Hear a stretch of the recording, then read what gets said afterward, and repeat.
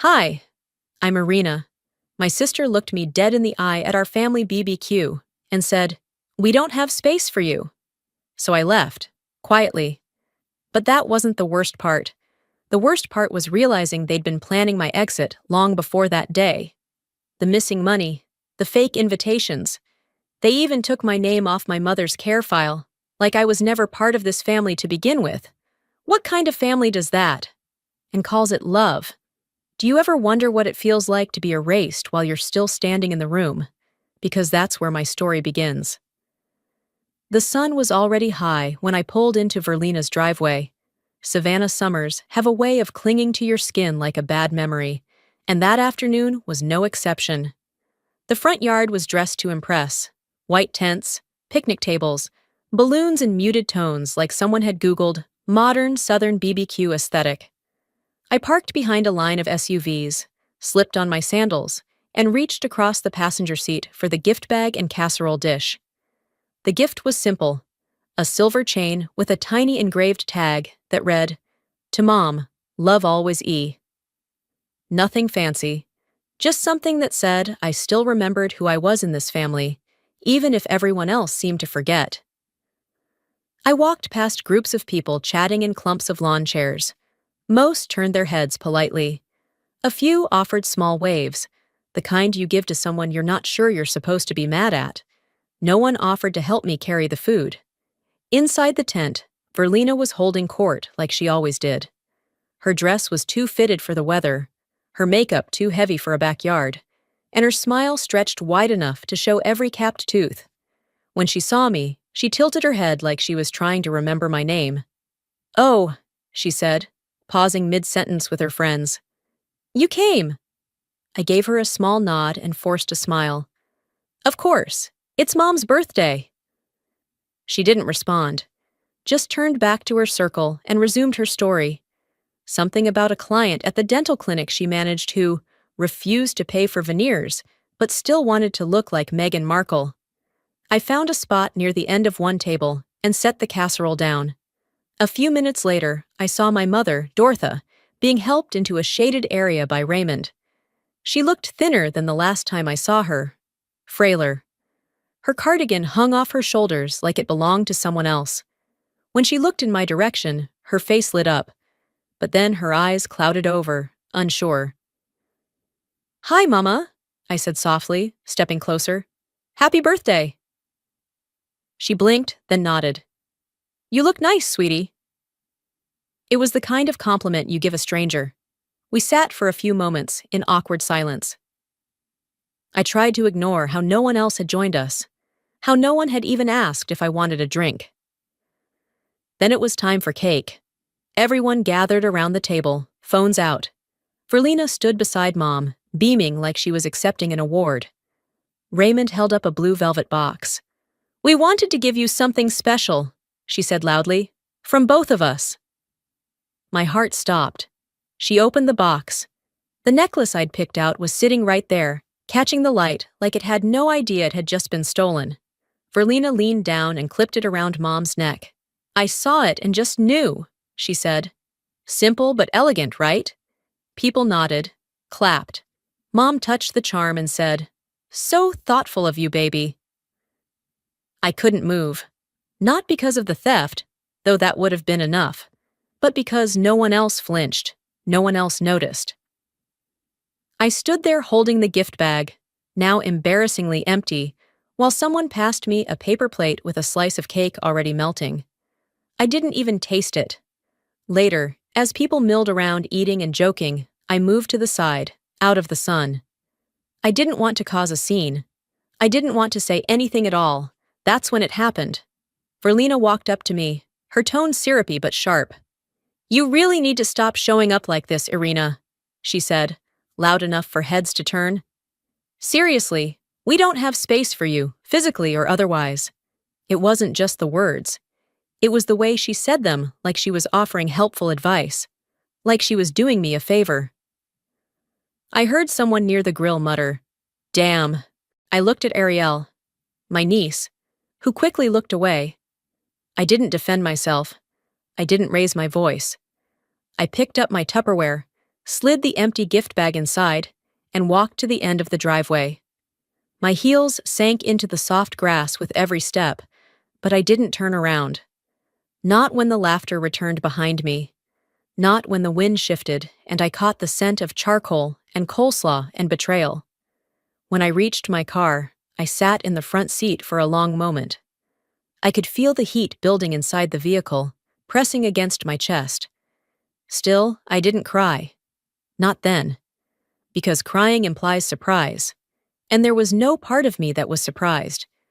They'd been making space smaller and smaller for years. They just finally said it out loud. By the time I got home that night, the air inside my duplex was heavier than it had been when I left. I set my keys on the counter, took off my shoes, and didn't bother turning on the lights.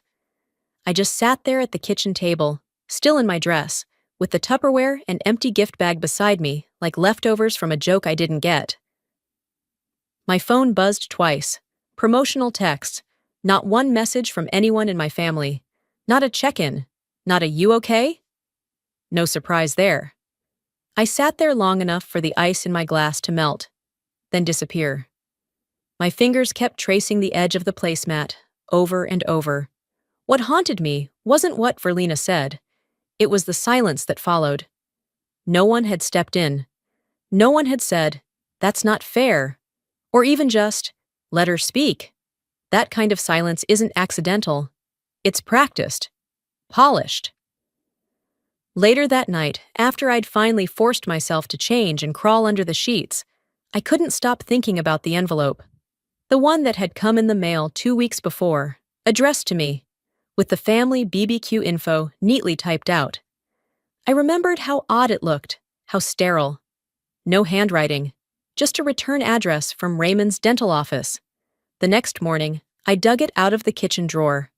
The font was Times New Roman, the kind you'd use on an insurance form, not a birthday invitation.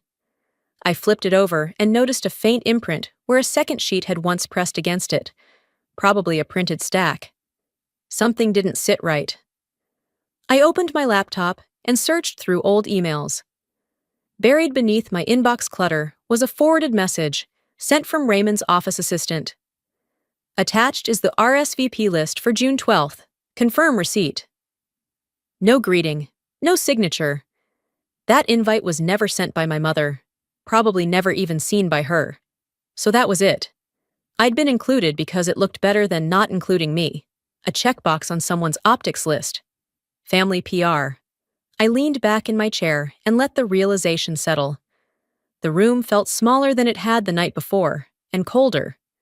It wasn't the kind of exclusion you could write off as a misunderstanding. This had fingerprints. I texted Ariel. Me. Did they make a new family group chat? Ariel. Yeah, sorry, I didn't know they'd leave you out. She didn't elaborate, and I didn't ask her to. I stared at the screen for a while, thumb hovering over the keyboard, trying to find a response that didn't sound pathetic. I gave up and locked the phone instead. The thing about being pushed out isn't the fall. It's the sudden awareness of how long they'd been preparing the landing. Quiet changes to the guest list. Shifted seating at Thanksgiving. Jokes that made you laugh, and then wonder if you were the punchline. They were smart about it. Not cruel, just calculated. Later that afternoon, I played a voicemail from my mom. It had come in a week before the party, but I hadn't listened to it then. Her voice was careful, like she was choosing words from a pre-approved list. Hey baby, I know you're busy. The BBQ's happening this Saturday. Don't worry if you can't make it. I'm sure you've got a lot going on. That line. Don't worry if you can't make it. It sounded more like a door being closed quietly than a genuine invitation. I replayed it. Then I played it again. And again. By the fourth time, I caught the hesitation just before she said Saturday, like she was making sure to stick to the script. That's when it hit me. This hadn't been spontaneous. It wasn't Verlina having a meltdown or Raymond going off script. It had been organized, delegated, rehearsed. Even my mother had been given lines to read. I wasn't just excluded. I was being written out. No confrontation, no final word. Just a slow redacting of my place, until it looked like I'd never really been part of it to begin with. the kind of removal that doesn't make a sound. That night, I sat at my kitchen table again, the same spot where I'd unpacked my disappointment the night before. Only this time, I pulled out a notebook and started writing down everything: dates, conversations, moments I'd brushed off. The time Verlina changed the venue without telling me. The Christmas my name wasn't on the tag. The way Mom had stopped calling unless someone reminded her to. It wasn't for revenge. Not yet. It was for clarity. Because you can't fight fog until you name it. Sometimes people don't slam the door in your face. They just keep repainting the house until your key stops working. I didn't sleep much the next night. Not because I was upset. At least, not in the way people assume. But because my brain wouldn't stop scanning. Like when you leave a room and later wonder if the stove was still on. Except in this case, the stove was a decade of my life, and it wasn't heat I was worried about. It was erosion. Slow, quiet erasure. The kind you don't see until there's nothing left. By morning, I needed out of the house. I threw on jeans and a cotton shirt, grabbed my grocery list from the fridge, and headed to the local market near the old neighborhood. The place hadn't changed much. Same flickering overhead lights, same cracked tile near the freezer section. It smelled like lemon cleaner and wilted celery. I was halfway through the cereal aisle when I heard them. Two familiar voices, hushed, but not careful. I heard she showed up uninvited, just walked in like she still belonged. Verlina said it was embarrassing, like full meltdown energy. I didn't turn around. I didn't need to. Cousins, maybe. Friends of Verlina's. People I'd handed casserole to at funerals and sent cards to when they had surgeries. Now I was a cautionary tale with a name they spoke like a punchline. I moved on, tossed a box of oatmeal into my cart, and headed toward the dairy section without making eye contact. No one followed. No one called my name. The silence behind me was louder than anything they could have said. Back home, I dropped my bag on the kitchen counter and opened my laptop. I wasn't sure why, but something tugged at me. An old, stubborn reflex. I pulled up my personal finance tracker, the spreadsheet I'd built back when I was juggling night shifts and rent. Every expense, every wire transfer to Mom's account, documented. The last entry I remembered was from 6 months ago, a $300 transfer labeled medication refill. But when I checked the receiving account, something was off. The routing number didn't match the one I had saved. I logged into the bank portal, checked the last 5 transactions. Same pattern. Every payment I'd sent in the last year had been rerouted to a different account. Same bank. Same name on the recipient. But the cosigner? Raymond. I stared at the screen, reading and rereading the name. He'd added himself to a new account under Mom's name and quietly switched all future transfers. I hadn't been sending money to her. I'd been subsidizing whatever they were doing behind my back. Wow, I whispered, not out of shock, but acknowledgement. I printed the records, labeled them, filed them in the red folder I'd started keeping in the bottom drawer of my desk. That folder was growing thicker by the day. As I was closing the laptop, my phone buzzed. A text from Ariel. Ariel, I think you should see this. Sorry in advance. There was a link to a video. I tapped it. A TikTok played. Low-res footage of me walking away from the BBQ. The audio was muted, but the caption was clear. Every family has that one aunt. 3,000 views. Nearly 200 comments. People laughing, saying things like, drama queen, always gotta make it about herself, probably bitter she didn't get the house. I didn't finish watching. I didn't click the comments. I didn't save the video. I just set the phone down. They weren't just taking my seat at the table. They were reshaping the whole narrative, telling a story where I was the unstable one, the attention seeker, the distant aunt who never really belonged but kept inserting herself anyway. They thought I'd scream, post some cryptic message, go begging for attention. Instead, I opened my drawer, pulled out a pen, and wrote the date on the back of the printouts. Cross-referenced the amounts. Added a note. Account routing switched without notice. Compare signatures later. Then I flipped to a new page in the folder and labeled it, Public image. That's when I started printing screenshots. The post, the comments, the tags. I didn't cry. I didn't rage. I logged out. And I made a promise to myself, not to strike back, not yet, but to prepare. Because they weren't afraid of me lashing out. They were afraid of me documenting everything they did and saying nothing. And I'd already started. The documents were stacked, labeled, and tucked neatly in the red folder by the time the sun had slipped below the blinds. I didn't feel better, just clearer. And clarity, I was learning, had a price. It didn't soothe, it carved. But it also lit up the dark corners. I was reheating leftover soup the next morning when my phone buzzed. It was Ariel. No emojis, no gifs, just a single message. You should know what they're saying. Beneath it, a screenshot. It was from the new family chat thread, the one I wasn't in. Verlena's name at the top. She's always been emotionally unstable. It's sad, really. She sends money just to buy mom's affection, then acts like a victim when no one plays along. I didn't freeze this time. I didn't gasp. I exhaled slowly and read it again. They'd stopped being subtle. The next message was from one of my cousins. I've always felt like she used guilt to stay relevant. My stomach didn't drop. It tightened. Not out of pain, but recognition. They weren't just rewriting the present. They were digging into the past, chiseling new meaning into every act of care, every sacrifice I'd made with no fanfare. I closed the screenshot, stood quietly for a moment, then got dressed. I had somewhere I needed to go. The branch manager at the credit union downtown remembered me. I used to come in every other week when Mom had medical bills or needed prescriptions covered. The woman behind the desk smiled faintly when I asked to check my credit history. I told her I was thinking of applying for a small line of credit. Nothing major, just planning ahead in case I needed to relocate. She hesitated. Her eyes scanned the screen. Then she leaned in slightly and asked, "Do you mind stepping into my office for a moment?"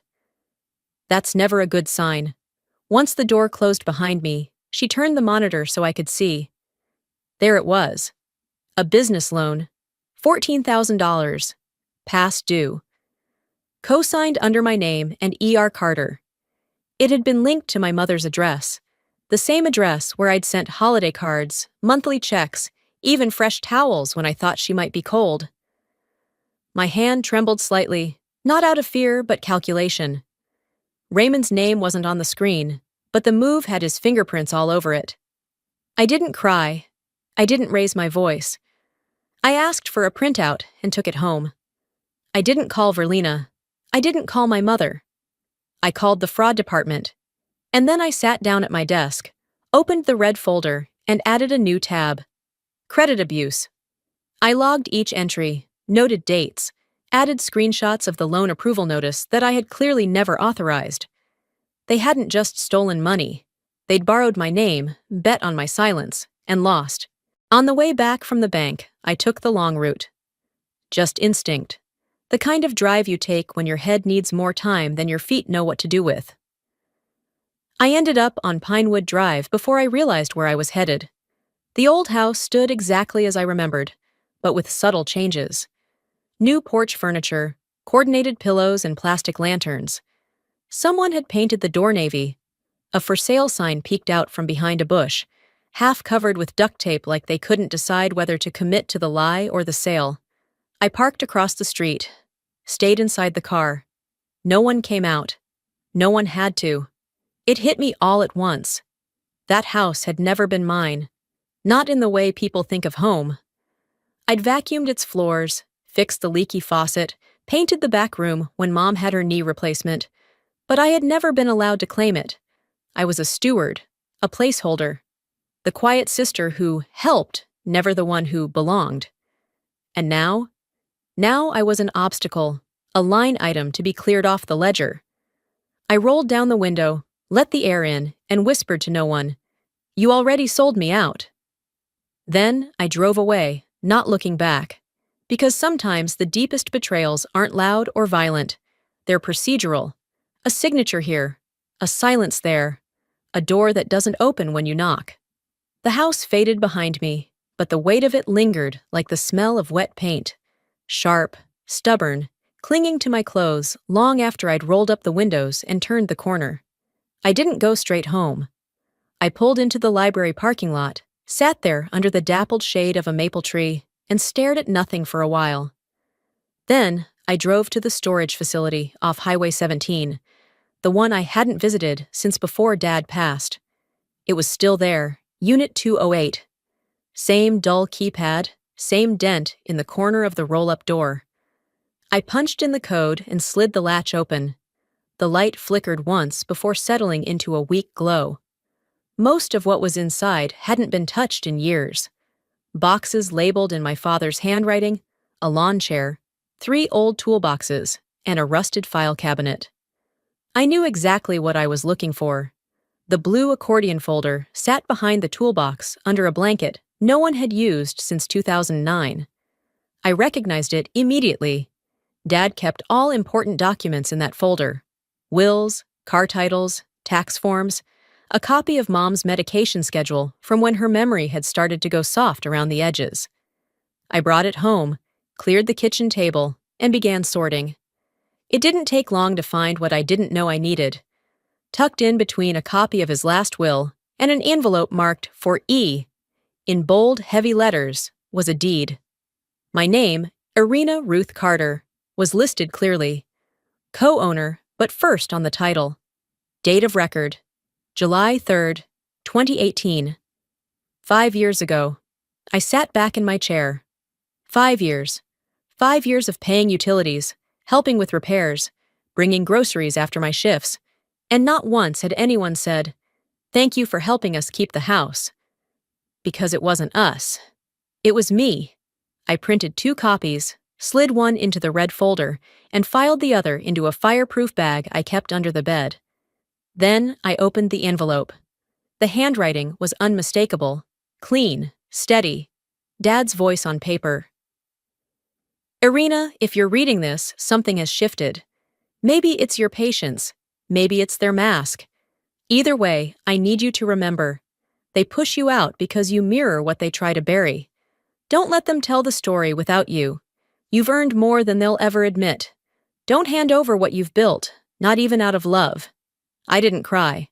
I folded the letter carefully and held it against my chest. It was the closest thing to protection I'd felt since the BBQ. By that afternoon, I drafted an email. No subject line, just one sentence. Just to confirm, I still co-own 438 Pinewood. All records are updated. I sent it to Verlina, Raymond, and a few others. Not in the group thread, of course. That ship had long sunk. I BCC'd Fallon, my lawyer. She'd been waiting for me to take this step. No threats, no accusations. Just notice. 3 hours passed. No one responded. But Verlina made a Facebook post that evening. Not directed at me, but I knew the tone. Some people will do anything to stay relevant, even rewrite history. I didn't reply. I didn't comment or screenshot it. I didn't send it to Ariel. Instead, I forwarded a message to my real estate contact. "Please begin property valuation for 438 Pinewood, quietly." She wrote back 10 minutes later. Understood. No paper trail to family names. The silence that followed wasn't peaceful. It was a low hum, the sound of a storm waiting for clearance. I didn't light a match. I'd simply placed the gasoline and stepped away. They thought my quiet meant weakness.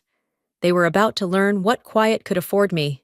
The next morning, I sat across from Fallon in her office downtown, hands folded neatly in my lap, while she flipped through the folder marked Keep. Her office was everything mine had never been. Quiet, orderly, untouched by grief or family noise. The smell of cedar polish hung in the air, interrupted only by the faint scratching of her pen as she annotated my documents. "You're not going to war," she finally said. Her voice clipped but steady. "You're ending a farce." I nodded. That was all this had ever been. A performance. I just hadn't realized I was the only one who didn't know her lines had been cut. Fallon drafted a legal notice that afternoon. A formal request for review of the estate's assets and the property transfer history tied to 438 Pinewood. No fireworks, just a soft knock on the legal system's door. "You sure you want to move forward quietly?" she asked. "I've raised my voice before," I said. "They just talked louder." I left her office feeling more grounded than I had in weeks. On the drive back, I passed Rose Haven, where Mom was staying, and something pulled at me. Not guilt, not longing, just the kind of curiosity you get when you want to see for yourself what you already suspect. I pulled into the parking lot, waited a moment in the car, then went inside. The lobby smelled like lavender cleaner and something metallic. A nurse at the front desk greeted me with a practiced smile. "I'm here to visit Dorothy Carter," I said, already knowing. She tapped the keyboard, then paused. Her brow furrowed. "I'm sorry, ma'am. You're not listed as an approved visitor." I blinked once. That must be a mistake. She tilted the screen slightly toward herself, voice still even. "The approved contacts were updated 3 weeks ago. It's restricted to her medical power of attorney, Verlena Carter." There it was, not a locked door, just one that had been relabeled from the inside. I nodded once and thanked her, then walked out slowly.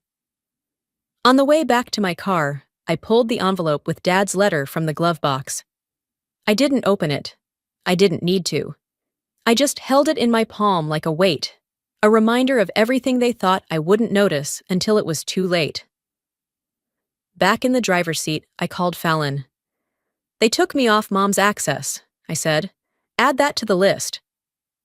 Her pause was short, sharp. "You want to file now?" "Not yet," I said, "but soon." That evening, while the streetlights flickered on across Savannah and the air turned thick with humidity, I sat by the window in my apartment and read the text that had come in from Verlena. Verlena, "If you wanted to make a mess, congrats. Mom's upset. Hope that was worth it." No greeting, no sign-off, just passive-aggressive poison dressed up as concern. I didn't take the bait. Instead, I opened a new email to Fallon. Subject: Motion Prep Body. Request full audit of estate transfers, and begin quiet motion for restraining order, if needed. She replied in under 10 minutes. Fallon: "Understood. We'll proceed accordingly. Quiet filing. No notifications until court acceptance." I stared at the screen for a moment before closing the laptop. I poured myself a glass of water, sat back, and let the silence settle in the apartment. This kind of quiet wasn't loneliness. It was a kind of readiness. They'd always told me there wasn't space for me. So I made room. For the truth. For records. For consequences. And now they'd feel what it was like to lose their footing, one carefully logged line at a time. It started with a phone call. Late afternoon, sun slipping sideways through the blinds in my kitchen, casting long gold stripes across the floor. I was rinsing a mug when Fallon's name lit up my screen. "The review request got held up," she said without preamble.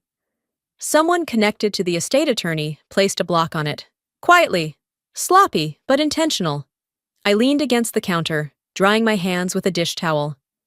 "So, obstruction?" "Informal, for now," Fallon said. "But I've already flagged it with the Bar Association. We'll escalate if needed." I wasn't surprised, just annoyed that it took them this long to get brazen. I told her to set up a meeting with the Ethics Committee. No press, no public record yet. That night, I sat on the couch with my laptop open, catching up on local community board posts. That's when I saw it. Wade. His name wasn't tagged, but I recognized the profile picture, the same one he'd had since we broke up 3 years ago. His post was vague, calculated. There's always a reason people stop getting invited. Patterns don't lie. Dozens of mutual friends liked it. Some commented with the kind of laughing emojis that make it feel worse than a slap. Others asked for context. Wade didn't reply to anyone. I stared at the screen and felt nothing at first, just a strange buzzing under my ribs. Then my phone lit up. Ariel. "Mom told him things, twisted things. I'm sorry." I typed, deleted, retyped, settled on one word. Me. Noted. I didn't need to respond publicly. I didn't need to explain the time Wade showed up drunk to my dad's memorial, or how he'd called me a background character in my own life during our last fight. Verlina must have seen the opening and spoon-fed him enough fiction to spark a performance. And he gave them one. Right on cue.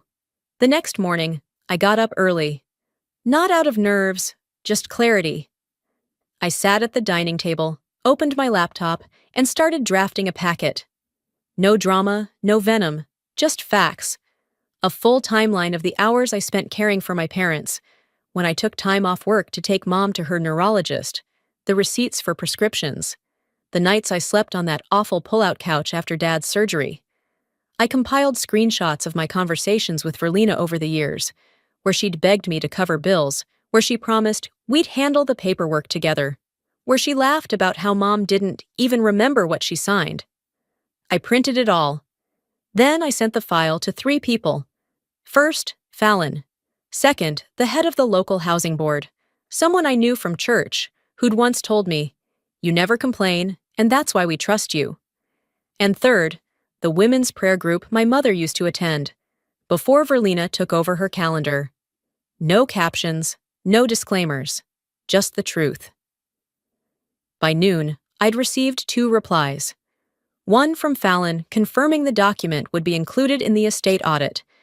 The other from the housing board chair. "Thank you for trusting us. I had no idea."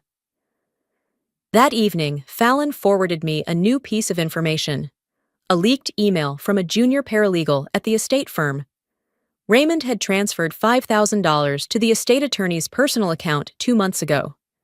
The memo line read, "Consultation, Pinewood Asset Review." Fallon's note was short. "This is leverage. Do you want to act on it now?" I read the email twice. Then I wrote back, "Not yet, but I will. Just not how they expect." I wasn't ready to drop the curtain. Not while they were still mid-monologue, thinking I was seated in the audience with no lines left. Let them perform. Let them scramble. Because they'd forgotten something crucial. Unstable people don't keep records. But I did. By the time Saturday arrived, the air in Savannah had thickened with that swampy weight only locals can describe. The kind that sticks to your skin and settles in your bones. I woke up early, made a cup of black coffee, and stood in front of my closet longer than I should have, deciding between charcoal and navy. I went with gray. No makeup, no jewelry, just clean lines and silence. Let them wear their armor. I'd bring my facts. The town hall wasn't far, tucked between a small bakery and a hardware store, and when I pulled into the parking lot, I saw Verlina's Lexus already there. Front row, of course. It didn't surprise me. Inside, the HOA meeting had already started. Maybe 30 people sat in folding chairs arranged in rows, fanning themselves with paper agendas. A man in a polo shirt stood at the front, running through community items, landscaping budget, pest control schedule. It was almost easy to forget why I was there. Then my name was called. Not loudly, not with emphasis. Just a gentle, neutral prompt from the moderator. If there are any additional parties to the Pinewood Drive matter present, you're welcome to speak now. Verlina shifted in her seat but didn't turn. I stood. "I am," I said simply. A few heads turned. The sound in the room dropped half a note. Not silence, but close. I walked to the front, unfolded a single piece of paper from the file I brought. "My name is Irina Carter. I'm listed as a co-owner of 438 Pinewood. The name was recorded on July 3, 2018. I have the deed here. I also have a copy of our father's original will." I laid the documents gently on the table in front of the moderator. Then I read, "In recognition of her direct care and full financial support over the last decade, Irina Carter shall retain final authority in the disposition of the Pinewood property." A sharp inhale from the left side of the room. I didn't look to see who it was. I didn't pause for effect. I reached into my folder and pulled out the rest. Screenshots, transaction histories, emails from Verlina asking for help, begging me to cover repairs, to keep quiet about the shifting account names. Records of medical supply orders billed to my credit card. Photos of the home during stages of renovation. I'd painted the shutters myself. Then the last page. A screenshot from Facebook, dated the week after I was shut out of Mom's care file. Some people will do anything to stay relevant, even rewrite history. I didn't flinch. I looked up. My silence isn't guilt, I said. It's grief. It's the sound of someone who knew this moment would come and documented every step, so I wouldn't have to shout to be believed. No one clapped. Not yet. The moderator took a slow breath. Do any parties wish to contest this documentation? Verlina didn't move. I watched her closely. Her jaw tightened. She glanced down at her lap, adjusted her blazer, but didn't speak. Not a word. A neighbor in the back let out a soft, "Well, damn," and someone else stifled a cough that sounded suspiciously like a laugh. I didn't wait for the fallout. I gathered my folder, nodded to the moderator, and walked back down the aisle. Every step measured, not rushed. Outside, the sun was just starting to dip behind the roofline of the bakery next door. I reached my car, opened the door, and paused. I didn't feel triumphant. Not exactly. I felt emptied. Like something I'd carried for far too long had finally been set down, but left an imprint on my hands. They asked for proof. I gave it to them, not to win, not to punish, but because no one should have the power to erase someone else just by talking louder. They demanded an explanation. I gave them records. For the version of me they tried to edit out of our family story. I left Savannah 2 months after the HOA meeting. No goodbye party, no send-off. Just a truck, a lease agreement, and enough silence between boxes to pack a decade of grief. Wilmington welcomed me with salt in the air and space in the sky. My new apartment wasn't large, just 2 rooms and a balcony that faced the ocean if I leaned far enough over the railing, but it felt earned. That first morning, I opened every window and let the wind sweep through. The walls didn't hold memories yet. That was a relief. I made coffee without pacing. I sat down without checking my phone. This time, the quiet wasn't strategy. It was mine. Volunteering at the clinic came naturally. The patients reminded me of my mother, in ways that didn't hurt. Soft, forgetful, sometimes angry for no clear reason. I didn't flinch when they called me sweetheart or asked the same question 3 times in 10 minutes. It felt honest, human. I'd finish my shifts around 3, stop by the small market on the way home, and pick up whatever I needed to cook, just enough for one. No leftovers. No freezer meals labeled for someone who wouldn't be there. By the end of the 2nd week, I stopped waking up with my fists clenched. Then came the email from Ariel. Subject line: just in case you were wondering. It was short. Mom's still telling people you overreacted. But nobody's really buying it anymore. Ray's been quiet. They're renting now. Small place out near Mill Creek. I think they're tired. And scared. But they'd never admit it. No attachments. No dramatic revelations. Just honesty, typed in lowercase, like a whisper meant only for me. That same day, a letter arrived in my mailbox. No return address. Just my name, in handwriting I didn't recognize. Inside, a photo.